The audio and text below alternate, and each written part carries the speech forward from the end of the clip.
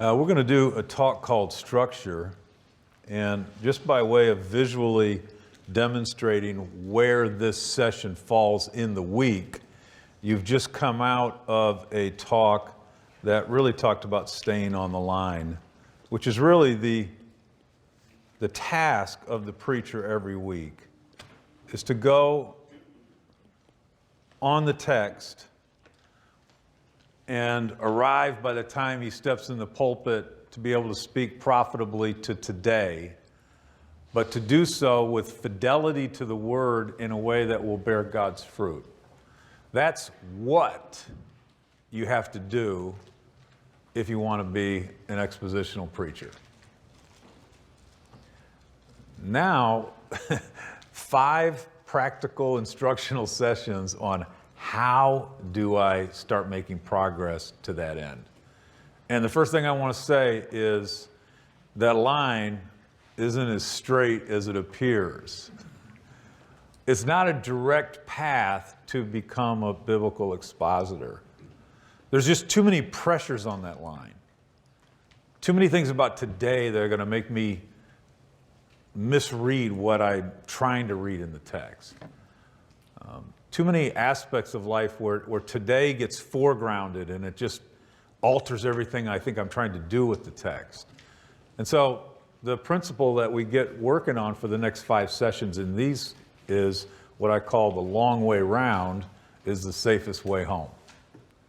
The long way round is the safest way home. So you don't just set out on that line. What you actually do is you set out in another direction.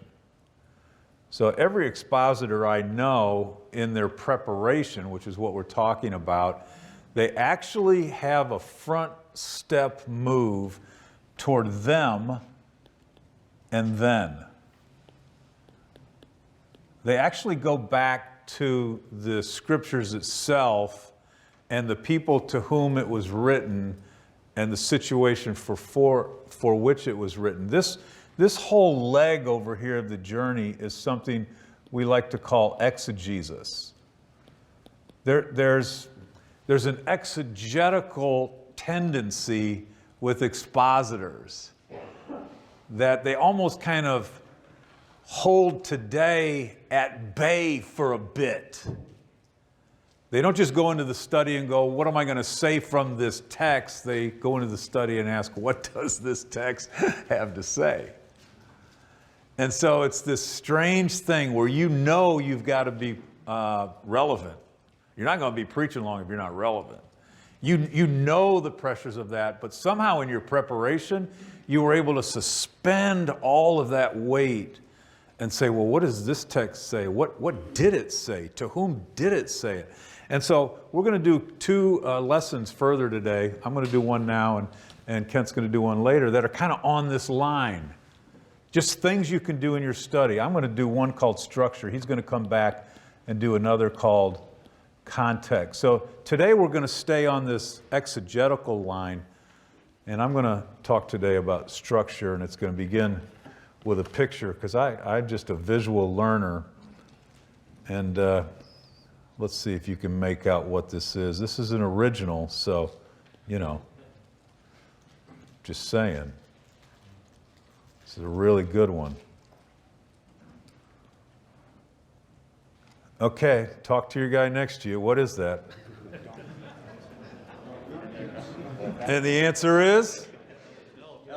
An elephant, pretty close. Rhino, pretty close. It's a mastodon. Huh? That's a mastodon. That's my visual image for structure. Let me explain.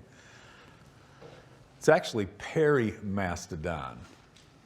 In October 1963, federal court Judge Perry of Glen Ellen, Illinois, decided he was going to dig a pool for himself in his backyard. So he gets the backhoe out, and in a while he's unearthing the ground, and he comes upon a large bone. The work's halted. He brings the bone to 2 local college science professors. They say this thing is about 55 inches long. It's a massive bone. It's a femur. They enlist the help of Orville Gulpin from Chicago's renowned Field Museum of Natural History. He comes out, takes a look at it. They begin to put tape up around the side. Suddenly you're on an architectural dig in the backyard of a guy who wanted to build a swimming pool. They find eventually 115 bones. They find an entire tooth and skull aspect intact, and they knew it was a mastodon. Since it was Judge Perry's yard, this was Perry Mastodon. They've actually put this thing up now behind glass. You can see it. What am I trying to say? A paleontologist digs in the ground to find enough bones to determine what he has in front of him. That's the picture. Let me state the principle. Just as Perry Mastodon had his own identifiable skeletal structure which gave that great beast a particular shape, so too every rational text of discourse that you'll be preaching from in the Bible this week in the epistles will have its own skeletal shape which will reveal its particular emphasis. So in the end then, it provides an onlooker with the mass and the movement and the intention of the beast that you're trying to expound. The picture, the principle, what's the relationship to preaching? A necessary part of preparation for you every week will be to discern for yourself the skeletal structure of the passage you're preaching from.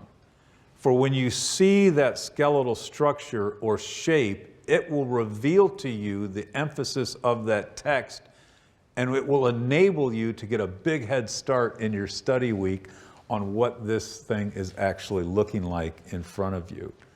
Mortimer Adler put it this way, University of Chicago professor, wrote a book with Van Doren on how to read a book, and when it comes to analytical reading, this is what they had to say. Every book has a skeleton between its covers. Your job as an analytical reader is to find it. A book comes to you with flesh on its bones. It's all dressed up. You must read the book with X-ray eyes. It's an essential part of your apprehension of any book to grasp its structure. That's essential. If you don't grasp the structure of your text, which is going to reveal the emphasis for your sermon, it's going to be impossible for you to shape your talk in a rightful way that would bring all that to bear. So you are a preacher who's preparing, and it requires that you become a paleontologist. You don't have to get it all the bones. I think a mastodon probably had about 185 bones, if I'm not mistaken. They could put this thing together with 2 or 3 bones. They knew what they had in front of them. At the end of the day, they only had 115. And in your preparation, you don't have to get overly analytical on the structure to where it's like all bound up, but you've got to see the clarity of the whole.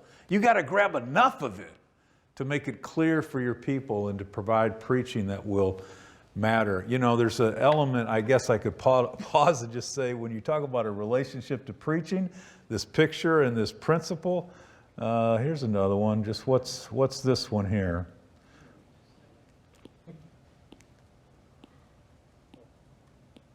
All right, what's that? Tell the guy next to you, what's that? That's a jellyfish. That's a jellyfish.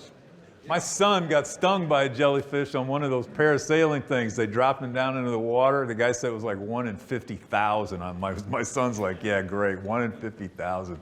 My whole body is raked with this jellyfish sting. But at any rate, a jellyfish, some preachers, they have no structure to their messages because they never apprehended the shape of the text itself. So they enter into the pulpit like a jellyfish, and they just kind of go across here. What's the problem with a jellyfish? He's got no skeletal structure. And that's the way some of our preaching is. We just kind of blob our way through the morning and hope our people grab something along the way.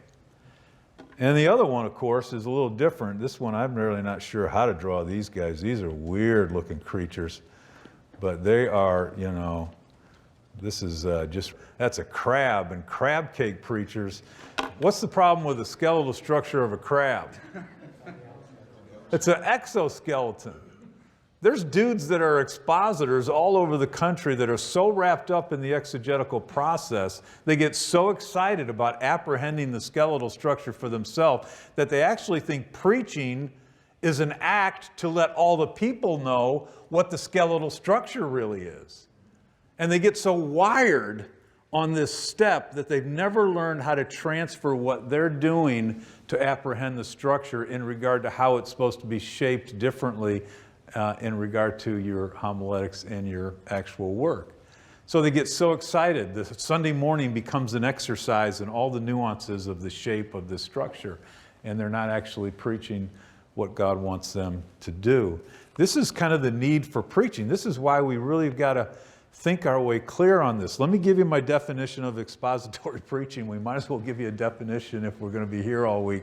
Expository preaching is empowered preaching. I'm glad you started with prayer this morning, and you actually said it was the empowering act, because expository preaching is it's empowered preaching where the shape and emphasis of your talk has been rightfully, joyfully submitted to the shape and emphasis of the biblical text. That's my shorthand for it. You could define exposition a lot of ways, but you want to be growing in your ability to say, does the shape and emphasis of my talk, is it joyfully and rightly submitted to the shape and emphasis of the biblical text I'm expounding, which is different than merely saying things that are true about God from the Bible. Exposition is saying the truths that God intends from this text in the Bible. So you're going to be confined, in a sense, to what God is trying to accomplish in this place. It's not merely preaching the big idea of a text, although every sermon should have a big idea. I can't imagine a sermon without it. But it's not merely big idea preaching. It's the idea that is emerging in the terrain of this text. A lot of times we just preach one idea and we never actually see that beautifully unfolded within the text. So biblical exposition is what we're after. First step, this is what I do. First step every week for me is this structure step. It doesn't have to be your first step. I just know that that's what I do. When I come in on a Monday morning or Tuesday morning and I get going on the work, first thing I ask myself is, what is the structure of the text I'm dealing with this week? Let me put it a little differently in ways that you might get it. How is my text organized? That's what I'm trying to discern. And so I'll use this principle, and it might just be for an hour. It might be for an hour and a half. I might not do it any more during the week. But I want to get enough bones in my mind that begin to discern the shape and the emphasis of what is in front of me. Now, given that, talk to the guy next to you. We're in an epistle this week. What reading strategies would help you as a paleontologist in the making? What reading strategies would help you uncover the shape and emphasis of the text that's before you? What are you going to be able to do on Tuesday morning at 10 o'clock to actually apprehend this stuff with your own eyes? Let me give you a minute or two just to kick that around.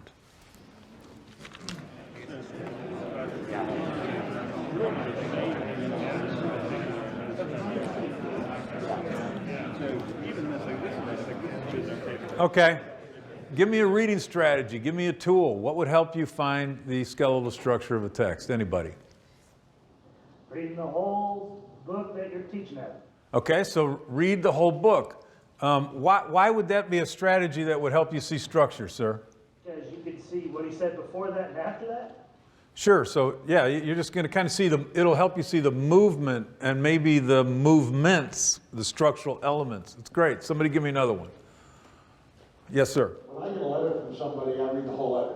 When you get a letter, you read the whole letter. Yep. I read the first paragraph before Yeah, so you read the whole, it'll help you with the parts. Yeah. Beautiful. Good confirmation on the first insight. Yep. Well, with epistolary literature, we're asking questions about the letter itself. So as I read it, I try to come out with the questions. What's the address? What's the return address? What did the delivery system look like? What's the stamp say? That sort of stuff as I'm going through, because it's someone else's mail. Okay, so it's someone else's mail, and this is actually going to come up the next session on context as well, because the historical, the situational aspects of the letter help you understand the letter. But when I'm thinking about the structure of a particular preaching passage, so if the whole book is this, but you're actually preaching only this unit here, from here to here, what reading strategies help you apprehend what's going on in that unit of thought? Yeah, back row. About grammar and how sentences are structured, what the pronouns mean. Great. Those are some good words there. Let me just bounce into some of those, because I think the grammar one is kind of the motherlode term for epistles. Grammar, is that spelled correctly? I did it. That's fantastic. Yeah, see, this is a big one, and he actually talked about some of the smaller words within grammar. So these kind of purpose clauses, you know, the so that's, or even these tiny words like but, because you can see there's a structural movement. He's going from one thing to another. Kind of even at points, the repetition of words begins to function as elements. And this is unique, guys. This is unique to epistles. Epistles is a kind of literature called discourse. Discourse is somebody speaking, which is what this letter's doing. The letter writer is speaking something out. And therefore, logic, the flow of thought, grammar, repetition, these are the best reading strategies for this kind of literature. If we had been coming here this week and using, let's say, 1 Samuel, you would actually want to be pulling different tools out of your belt to determine the structure. You'd be looking at things like the plot arc, or you'd be looking at things related to certain characters, and does the author move the story along? You'd be looking at story stuff, because that kind of narrative literature, those guys are storytellers. Epistles, these guys are letter writers. If we'd been in poetry, those guys are songwriters. They would be using tools like image and idea. So you need to realize that there are three different kinds of literature in the Bible: poetry, narrative, and discourse. And if you're in epistles, discourse is your wheelhouse. And when discourse is your wheelhouse, grammar, logic, repetition, contrastive clauses, that's your best way to apprehend it for yourself. All right? Given that we've got a principle we're working in with an incredible visual, iconic image of the mastodon that you could put on your phone and hit it every week and go, I need to spend an hour and a half doing this. Given that you know you need this for your preaching so that you're not a jellyfish or a crab cake kind of guy. Given that the definition by nature is you have to apprehend the shape and emphasis of your talk in a rightful way to the shape and emphasis of the text. Given that you know some of the tools to do it, let's spend the rest of the time practicing, okay? Let's move into it. Let's look at this one tool that we've put on this page here. It's a grammar-related thing. It's the use of words. I just want to look at repetition for a moment, and I want to show you how it works. It actually is an aid. The writers of epistles often use the repetition of a particular word to unfold an entire movement within their letter. So let's just take a look. Open up to 1 Timothy 5:1. We're going to stay in epistles. 1 Timothy 5:1. I want you to think in terms of the large units of thought now. 1 Timothy 5:1 through 6:2. And I'm going to tell you there's a repetition of a particular word that will almost break that entire unit up into a preaching series that has coherence, but it would be a 3-week series. See if you can dig that out of the dirt as an emerging paleontologist. I'll give you a couple minutes. Repetition of one word that the author uses as structural markers that would create for you a simple 3-week series. I'll give you a couple minutes.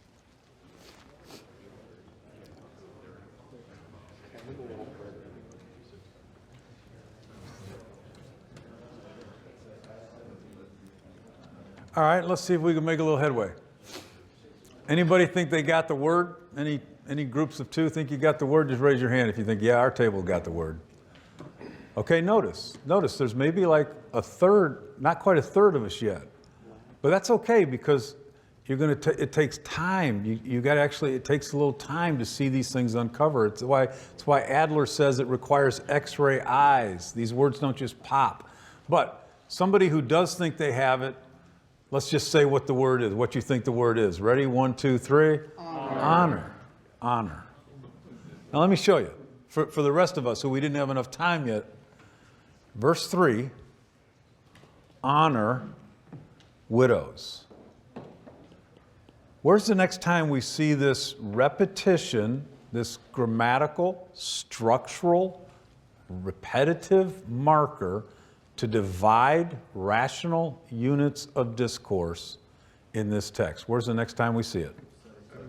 17. And notice this time, it's not honor widows, it's what? It's double honor on elders. Where do we see it next? 6:1, masters. So 6:1, masters. Now look what that does. This is a structural marker embedded in the terrain of this text that is dividing for you 3 distinct sections of discourse. So it would be verse 3 through 16. It would be verse 17 then through the end of the chapter, 25. And then it would be verses 6:1 through 2 probably. Now, what do they have in common? Like if you were to look around here, almost all the way back to just what's going on here, what would your 3-week series be on about? Just talk to the person next to you. How are you going to frame how these all relate together?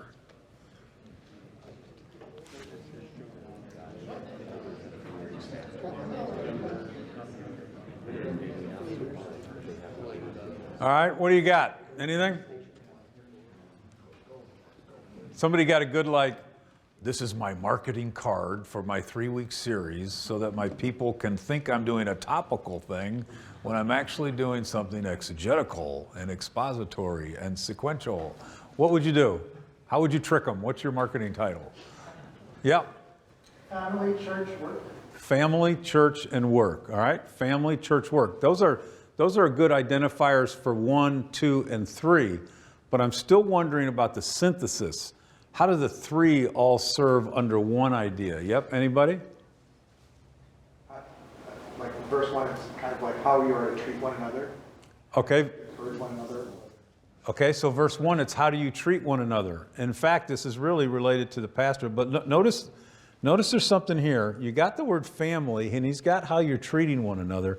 You guys are onto it. A lot of the language in here is familial. Older men are fathers. Younger men are brothers. Older women are mothers. Younger women are sisters. So the header on this, in some sense, is kind of what life in the family looks like. All right, so there's an idea that happens there. In fact, when you think about the widows, it's actually talking about those who are in her own household. And then actually, that's actually the word. It's a familial word. When you actually look at the elders one of the very scary things when the elders is if they were actually, one of the verses in there, they would be brought into the presence of everyone. It's almost this open dinner table exposure. When you think about the masters and the servants here, it actually is the original Greco-Roman household. So you could actually see a series here. What I'm trying to say, though, is that the word honor is an asset to the preacher in his preparation as he does his paleontological work, because he begins to see rational bits of discourse. You could do 1 sermon on this whole thing. You could do 3 sermons on the whole thing. But either way, you're beginning to apprehend for yourself the structural markers in this book of an entire section. In fact, watch this, it broadens out even more. Look at verse 11 of chapter 4. Command and teach these things. Now, where did that appear at the end of our own reading, our own unit? Chapter 6, verse 2. Teach and urge these things.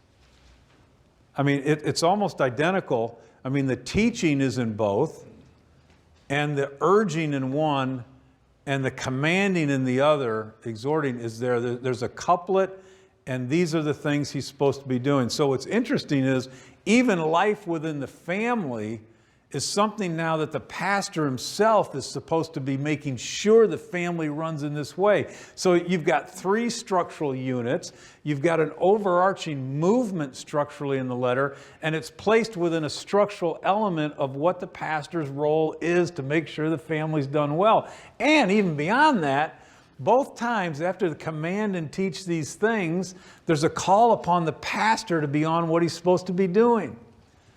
So before we got to our text, verses 12 through 16 in 1 Timothy 4, command and teach these things. This is what you're to be on about. And then this is what you're supposed to be looking like in the family. And then after these things, he contrasts it with those who are not about that until he gets to chapter 6, verse 11. But as for you, O man of God, you do these things. So all of a sudden, 1 Timothy is opening up to you with real simplicity, real clarity. Timothy, you've got stuff to get done in God's family. Which is interesting because it comes on the heels of 1 Timothy 3:15 and all the household. You got to be on about stuff for yourself. You got to make sure certain families are that way. You've got to teach people about how they rule in the family. You've got to let them know what it looks like in the workplace or whatever. You've got to be in contrast to those who don't do this kind of thing. And as for you, you better be doing these things. All of a sudden, the whole letter is just like simply crystal clear. Because I've done some structural work. Let me show it to you again in another place. Turn to 1 Peter. You'll see again how these epistles in particular often are utilizing the repetition of words in the logical flow of the argument that provide for you an understanding of the skeletal structure of the text you'll be speaking. Let's take a look. Go back to 2:13. 1 Peter 2:13. Find the word that carries you through 3:7 and provides you with the rational bits of discourse that would be easy for you now to divide and preach 3 distinct sermons. Give it a run. Same thing we did in Timothy, but now you got a little better facility with what you're trying to do.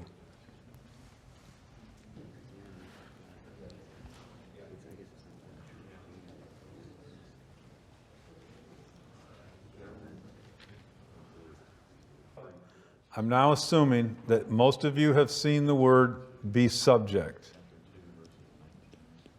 in 2:13, which reappears in 2:18, which reappears in 3:1. First, it's being subject to your human authorities. Second, servants to masters. Third, wives to husbands. But verses 8 in chapter 3 through verse 22 actually conclude the whole unit. Why do I think verse 22 is the conclusion? Because everything's been subjected to him. How do you now understand the argument, the structural elements? It's easy to have a preaching series on 2:13 through 3:7. What does your preaching series do now when you get to verse 8 through 22? Because subjected is the final bookend that he opened up with on 2:13, be subject. Give it a run.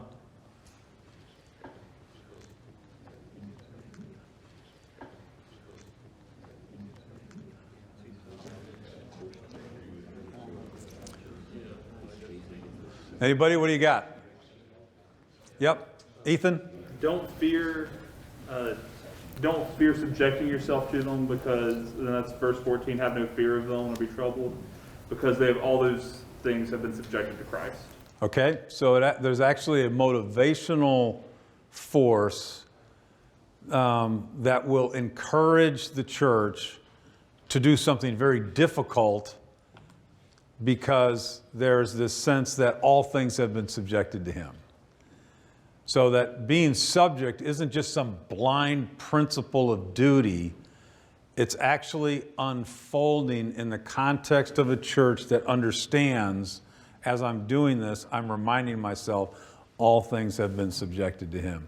Which in some sense then could make sense of that David quote out of Psalm 34, where it's an encouragement. He brings forth David as the exemplar of one who subjected himself, in that instance, Psalm 34, in the house of his enemy.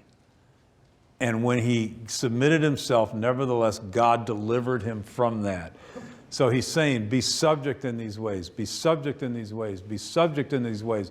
And at the end of 3:7, you're going, this is a nightmare of a life. And he goes, oh, I know that's what you think, but let me bring forward David as your example. And God raised him up. And then let me really encourage you with the ministry of Christ, who himself is raised up, and all things are now subjected to him. So verses 8 through 22 begin to bolster within the Christian community the means and the measure and the manner in which I'm going to do this isn't just out of duty.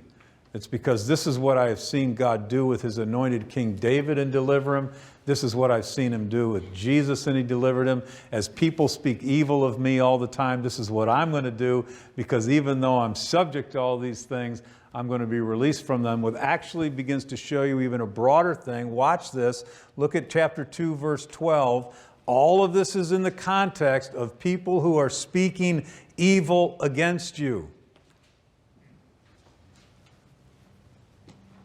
When they speak of you as evildoers. And look what you find later in chapter 4, verse 4. With respect to this, they're surprised when you don't join them in the same flood of debauchery, and they try to malign you.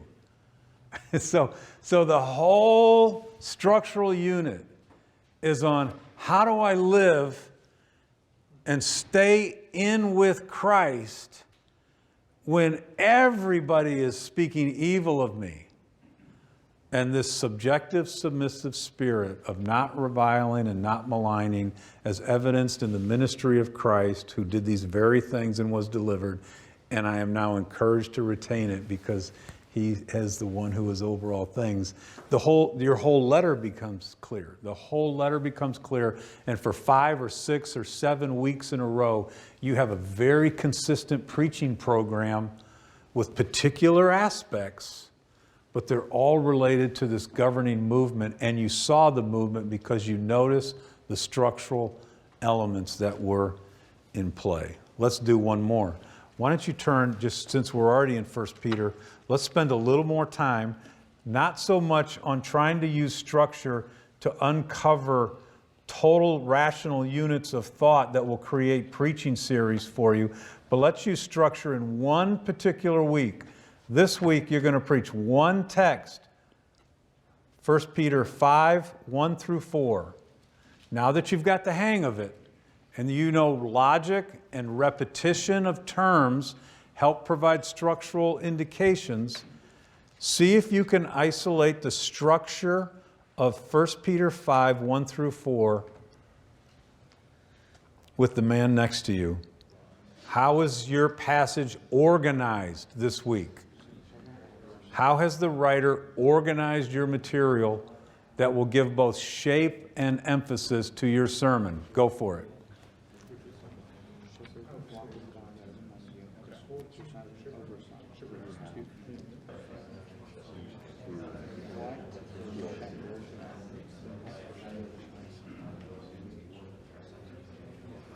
All right, let's talk about it. First of all, how many parts did you get? Did you like, you know what? I think this thing has X number of structural parts to it. We got 4, 3. If you thought 3 or 4, we're not sure yet, and I'm fine with that. Somebody just give me how you saw it. How many structural elements were there? How many movements? Yep. Well, I was looking at this, we have the command to shepherd the flock. Yep, so there's a command to shepherd. And then I saw, I think it's 3 kind of contrasting not but statements. Yep, 3 not buts. Yep, And so basically talking about how we should shepherd the flock. yep, What should be our focus or our mentality. yep. And then what? Well, that's where I'm stuck. Okay, so you've got a structural element in 5, 1, and 2. 5, 1, and 2. You called it a command. It's actually a present active movement, but it does have the force of compulsion. So just so you're aware that calling, that exhortation is just that. It's a strong urging. You can't quite place it grammatically in the language of an imperative, but it's very close. It functions almost like that. So 5, 1, and 2, you just mentioned it, so I'll use your word. There's a command to shepherd. Then you saw 5, 3, you saw 3 but nots. Yep, those are all structural grammatical elements. And you weren't quite sure what to do with 5, 4. Somebody else fill out 5, 4 for the third part? It correlates, it's kind of a bookend to the glory statement. Okay. So it's in relationship to the first movement. The command to shepherd, it's related to that in what way? How would you say it? Sort of like a result. Okay, good. Glory will come as a result. Good. So there's the results. So this is what you do. This is kind of how you do it. This is the outcome.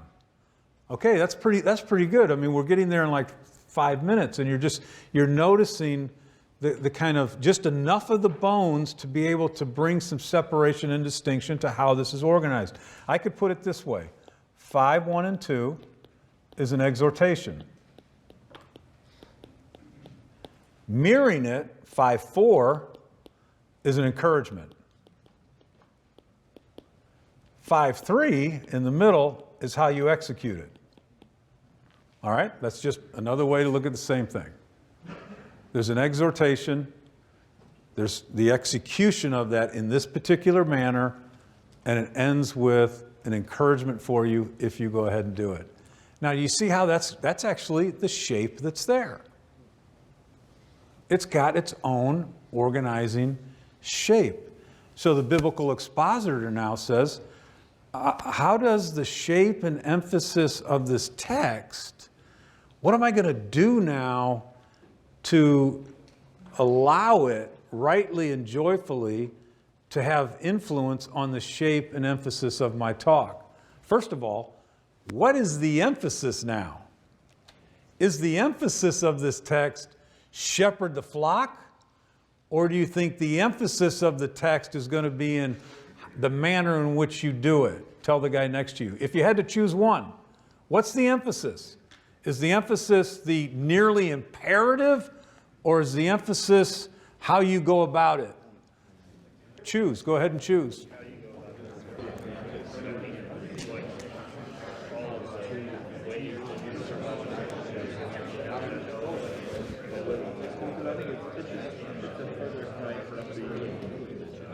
All right. What you got? How many go emphasis is shepherd the flock?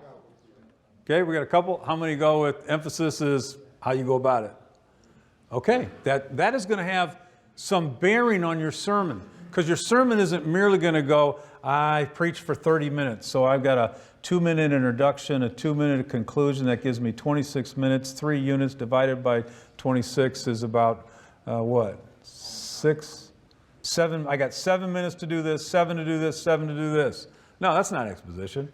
Exposition isn't just covering everything uniformly along the way.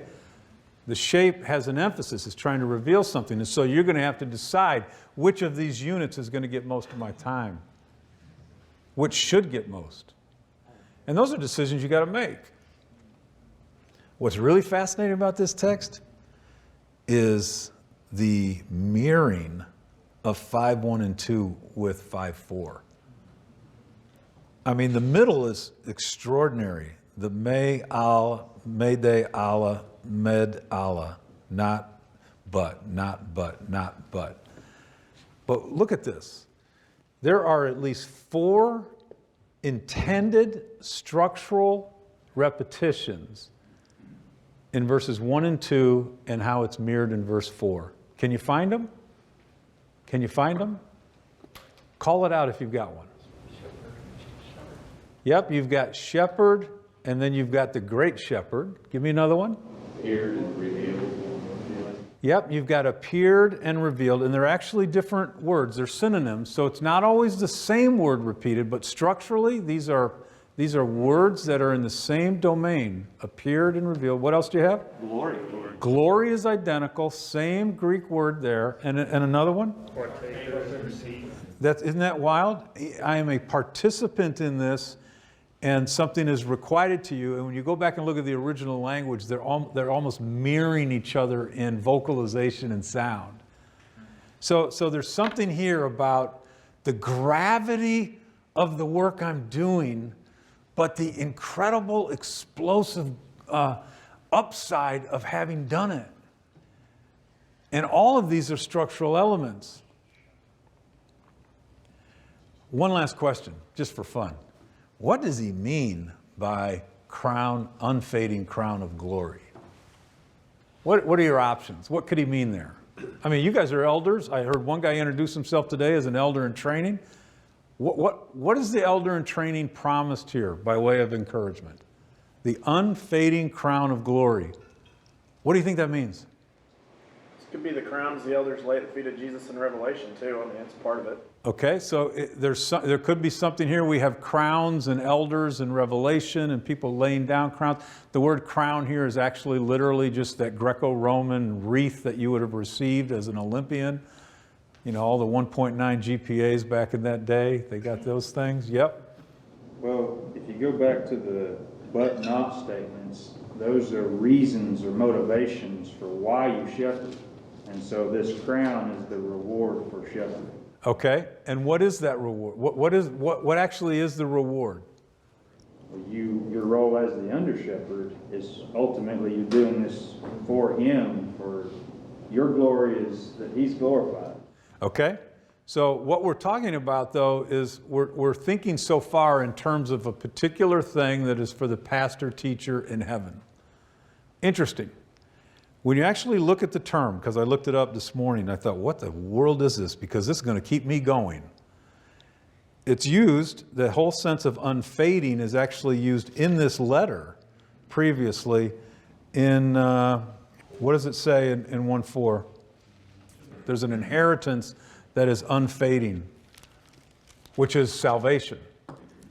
And when you actually look at the way this crown of unfading glory is used, let me give you the verses if you want to write it down. It's back there in 1 Peter 1:3-5, but it's in 1 Corinthians 9:25, Revelation 2:10, Revelation 3:11, 2 Timothy 4:8, James 1:12. Every time it simply means life, eternal life. You get in.